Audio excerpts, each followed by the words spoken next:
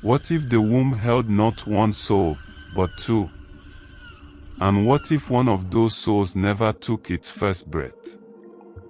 What if it refused to live? What if the dead twin simply decided to live through the living one?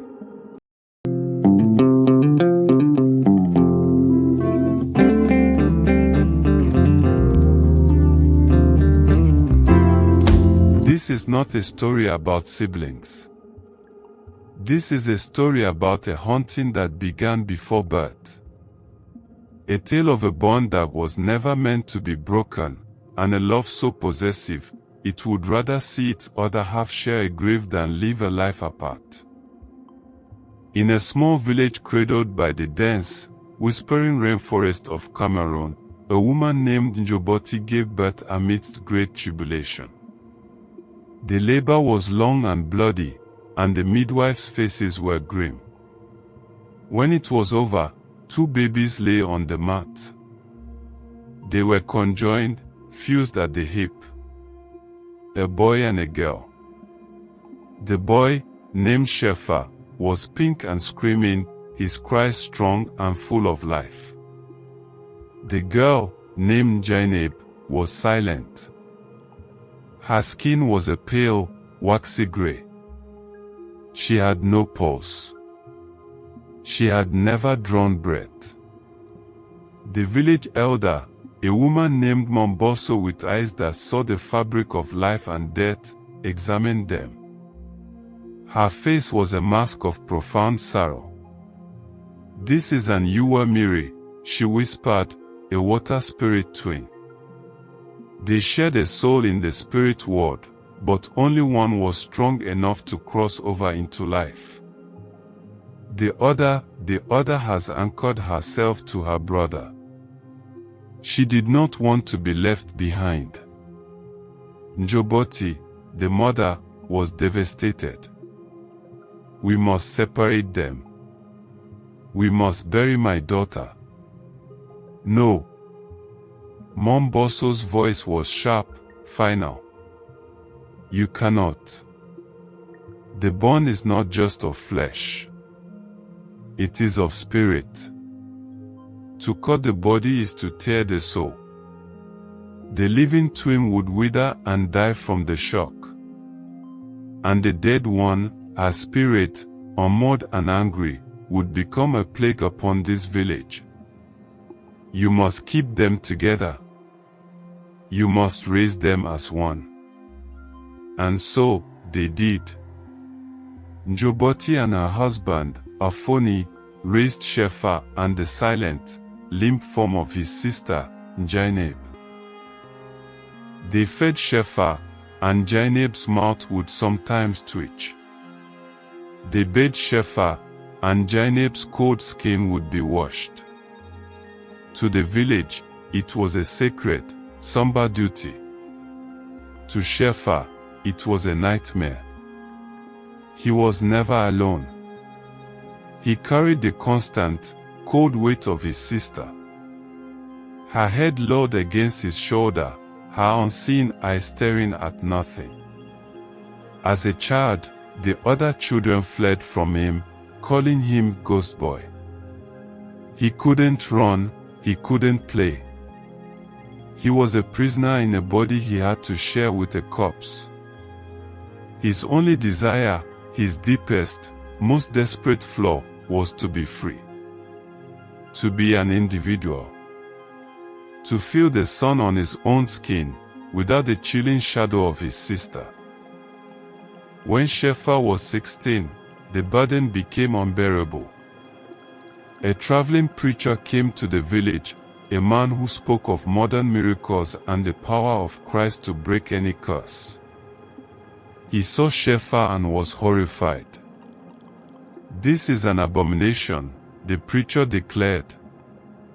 "A mockery of God's creation. That dead thing is a demon, clinging to a living soul. I can cast it out. I can set you free."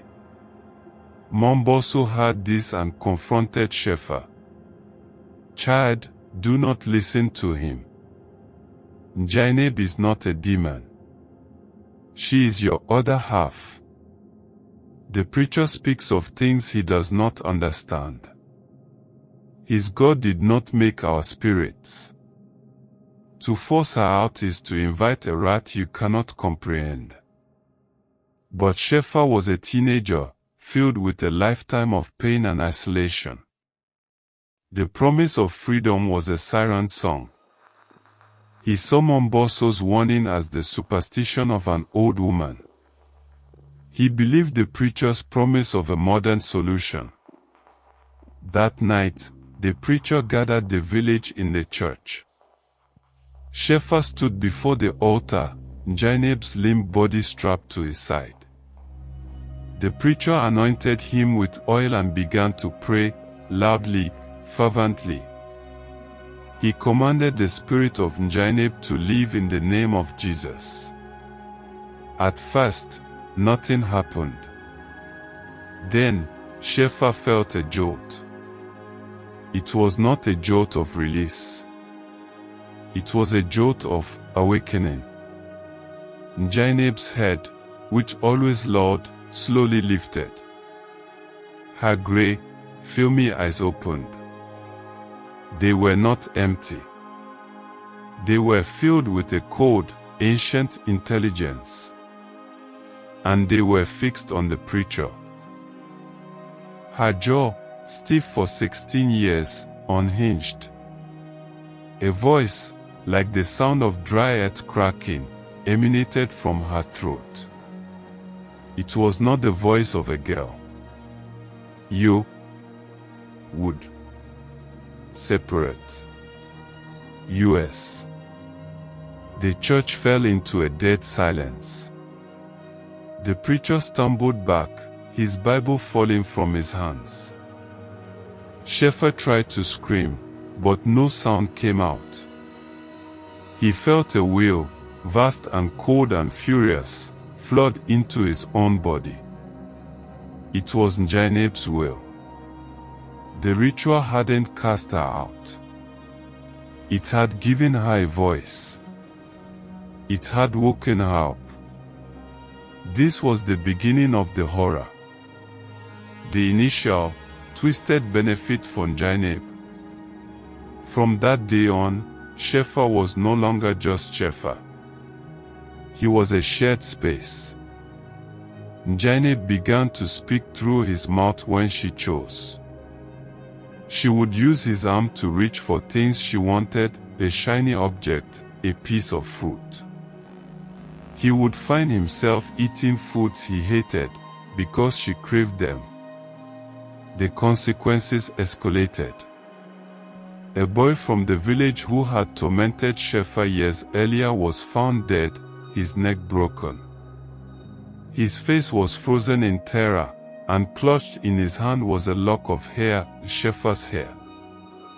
But Chefor had no memory of the encounter. Chefor was losing control. He would black out for hours, waking up in strange places with no memory of how he got there. His own thoughts were no longer his own. He could feel her consciousness, a cold, dark pool in his mind, slowly rising, drowning him. He was no longer a prisoner to her body. He was becoming a prisoner to her spirit. Driven by a terror greater than his desire for freedom, Chefor went to Momboso. He was gaunt, his eyes wild, his voice a strained whisper as he fought for control of his own mouth. "She's taking over, Momboso. She's pushing me out." Momboso looked at him, her eyes filled with a weary grief. "I warned you, Chefor. You tried to cast out what was never meant to be cast out. You awakened the Uwamiri's full power. She is not just a spirit anymore. She is a wrath. She will not be content to share. She wants the body for herself. Is there no hope?" Chefor begged. There is one path, Momboso said. But it is a path of surrender, not of battle. You cannot fight her. She is a part of you. You must go to the sacred grove, the place where the veil between worlds is thin. You must speak to her. Not with anger. Not with fear. You must make her understand that your life is her life, and that her vengeance is destroying you both. That night, Chefor went to the grove. The air was thick and still. He could feel Njinabe's presence, cold and angry inside him. Njinabe, he whispered, his voice his own. I am sorry. I am so sorry I tried to send you away. He felt a cold spike of fury in his mind. You wanted to be rid of me, her voice echoed in his head, clear and venomous. You wanted to be alone. I was wrong, Chefor wept, true sorrow breaking him. I was lonely and I was scared. But this is not life for either of us.